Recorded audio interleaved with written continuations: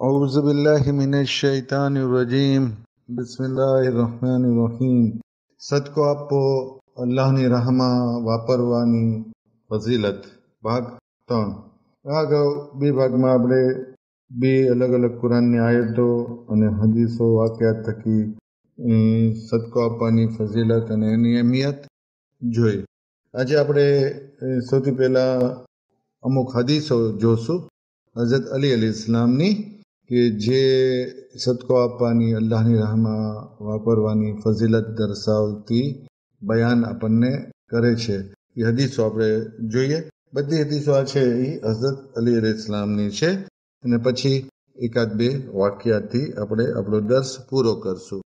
હઝરત અલી અલૈહિસ્સલામ ફરમાવે છે, જ્યારે ખૂબ જ ગરીબ થઈ જાઓ ત્યારે અલ્લાહથી સદકાના થકી વેપાર કરો. બીજી હદીસમાં કહે છે, પોતાના ઈમાનને સદકાના થકી મહેફૂઝ કરી લો. ઈમાનને પણ તમે સદકાના જરીએ મહેફૂઝ કરી લો, હિફાજતમાં કરી લો. ત્રીજી હદીસમાં ફરમાવે છે, જ્યારે ઇન્સાન મરી જાય છે તો એના તમામ અમાલનો સિલસિલો તૂટી જાય છે.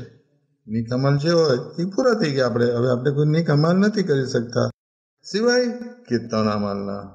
પહેલું સદકાએ ઝારિયા, એટલે એવો સદકો કે જે આપણે હયાતી પછી પણ એ નીક કામ જારી રહ્યું હોય, સદકાએ ઝારિયા. બીજું તે ઇલ્મ જેની તેને લોકોને તાલીમ આપ્યા કરતો હતો, લોકોને ઇલ્મ શીખવાડ્યું હતું અને લોકો તેનાથી ફાયદો હાસિલ કરતા હતા અને ફાયદો હાસિલ કરી રહ્યા છે.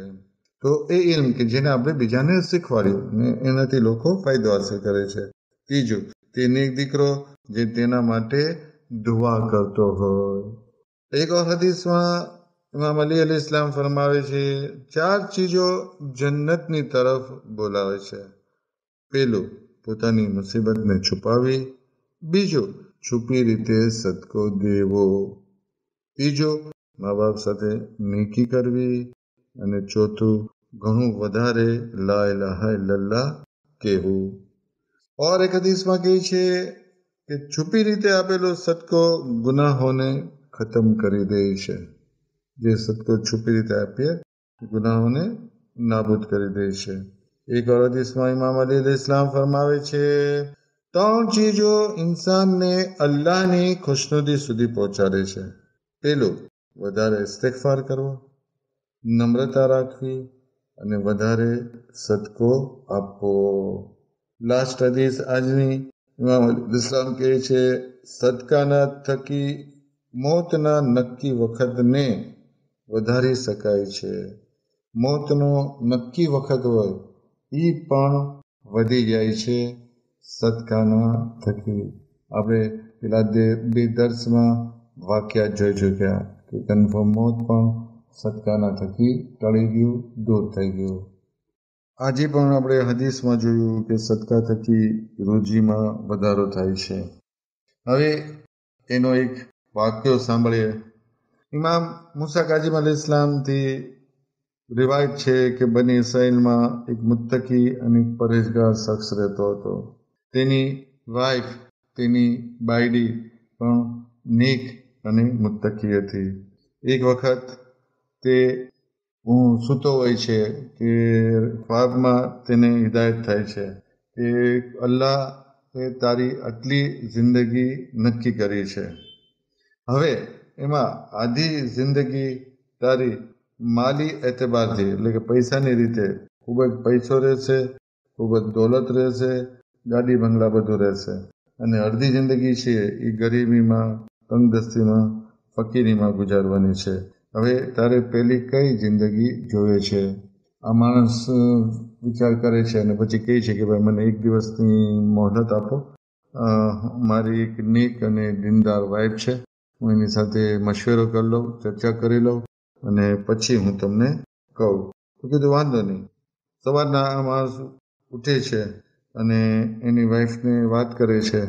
પછી બંને માણસ નક્કી કરે છે કે આપણે પૈસાવાળી જિંદગી, અમીરીની જિંદગી પહેલાં લઈ લેવી. કેમ કે અગર અમીરીની જિંદગી છે તો અલ્લાહ કદાચ પોતાની રહેમતથી આ જિંદગી ચાલુ બી રાખી શકે છે અને એની બરકતોનો સિલસિલો ચાલુ બી રહી શકે છે. બીજી રાતે એને સપનામાં કીધું કે પહેલાં અમારે અમીરીની જિંદગી જોવે છે. Okay, done. બીજે દિવસે ખૂબ ચારે તરફથી એને રોજી મળવા લાગી. ચારે તરફથી પૈસો આવવા મળ્યો. રોજીના દ્વાર એના માટે ખુલી ગયા, રોજીના દરવાજા એના માટે ખુલી ગયા. હવે આ બંને માણસોએ નક્કી કર્યું કે અલ્લાહની રાહમાં ખૂબ જ આપવું છે, ખૂબ જ સદકો આપવો છે. એટલે આ લોકો પોતાના સગાવાલાની સાથે સિલે રહેમ કરવા મળ્યા. મસલન કોઈને મકાન નથી તો ભાઈ મારે મકાન લેવું છે, કેટલા પૈસાનું? તો કે 20 લાખનું મસલન થાય છે, ચાલે 20 લાખ. આ 2 લાખ ઉપરના ફર્નિચરના સરસ મજાનો ફ્લેટ લઈ લે, બરાબર છે. કોઈ બીમાર આવે કે ભાઈ મારે દવામાં 5,000 રૂપિયા જોઈએ છે, 5 નહીં 10 લેતો જા, બરાબર છે. કોઈ પાડોશી કહે કે મારે આ વસ્તુની જરૂર છે તો કે લઈ જાય. કોઈ જરૂરતમંદ આવે કે મને આટલું જરૂર છે, અલે બધાને ખૂબ જ પૈસા વાપરવા માંડ્યા. ચારે તરફ પૈસો વાપરવાનો, સગામાં, દૂર, ગરીબોને, ફકીરોને, બસ ગોતીને એ છે એ અલ્લાહની રાહમાં વાપરવા લાગ્યા. જ્યારે આ રીતે એની અડધી જિંદગી પૂરી થઈ ગઈ ત્યારે આ પતિ પત્ની હવે ગરીબીની, ફકીરીની જિંદગી જીવવા માટે માનસિક રીતે તૈયાર થઈ ગયા. તો એક રાતે ફરી એને હિદાયત થઈ કે ભાઈ હવે જ્યારે અડધી જિંદગી પૂરી થઈ ગઈ તો આ બંને માણસ હવે આવનારી ફકીરીની, તંગદિસ્તીની જીવન જીવવા માટે તૈયાર થઈ ગયા. એક રાતે ફરી તે શખ્સ આવ્યો તો જ્યારે આ માણસને જોયો તો ઓલા માણસે કીધું કે હા ભાઈ હવે અમે ફકીરીની, તંગદસ્તીની જીવન જીવવા માટે તૈયાર છીએ. તો એ શખ્સે એને કીધું કે નહીં, હવે અલ્લાહે તારા માટે તારો ફેસલો બદલી નાખ્યો છે. કેમ કે તે માલ દોલતથી ખૂબ જ ગરીબોને મદદ કરી છે, જરૂરતમંદોને આપ્યું છે, સિલે રહેમ કરી છે, સગાવાલાને મદદ કરી છે. આ રીતે તે અલ્લાહની રાહમાં ખર્ચો કર્યો છે, અલ્લાહનો શુક્ર અદા કર્યો છે. તો અલ્લાહે હવે તારી બાકીની જિંદગી પણ આવી જ રીતે અમીરીમાં, પૈસાવાળા તરીકે, ગાડી બંગલામાં જ પસાર થશે. આ વાક્યા પરથી આપણને ઇબરત મળે છે કે આપણે અલ્લાહની રાહમાં ખર્ચ કરશું તો અલ્લાહ દુનિયા અને આખિરત બંને જગ્યાએ આપણી ખૂબ જ બહેતરી થશે, ભલાઈ થશે અને કામયાબી મળશે. ને આપણે પેલા 2 દર્સમાં બી જોઈ ચૂક્યા કે સદકો આપવાથી માલ ઓછો થતો નથી. આપણે આપણી જિંદગીમાં જ અલ્લાહની રાહમાં વાપરતા રહેવું જોઈએ. મોત પછી જે આપણે વસિયત કરીએ કે એટલો સદકો આપજો, એટલું રાહ ખુદામાં વાપરજો, એ કરતાં આપણે આપણી જિંદગીમાં વાપરીએ તો એ ખૂબ જ ફજીલત ધરાવે છે. જેથી કે આપણે મશહૂર વાક્યો છે રસૂલુલ્લાહના જમાનાનું કે એક માણસને મોટું ગોડાઉન ખજૂરનું ભર્યું હતું. તો એને રસૂલુલ્લાહને કીધું કે મારા મરવા પછી તમે આ ગોડાઉન અલ્લાહની રાહમાં સદકો કરી દેજો. માણસ મરી ગયો પછી રસૂલુલ્લાહે પૂરું ગોડાઉન અલ્લાહની રાહમાં સદકો આપી દીધું.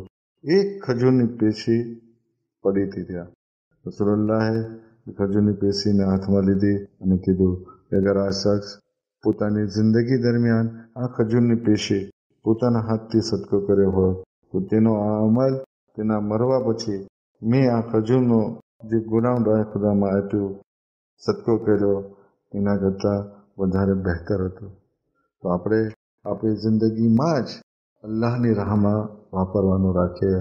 અલ્લાહ પાસે દુઆ છે કે અલ્લાહ આપણને એની રાહમાં વાપરવાની તૌફીક આપે, હર બલા, બીમારી, આફતથી આપણને હિફાજતમાં રાખે, રિઝ્ક હલાલમાં ખૂબ જ વધારો કરે અને જે કાંઈ આ દસમાં આપણે બોલ્યા અને સાંભળ્યું તેના પર અમલ કરવાની તૌફીક આપે.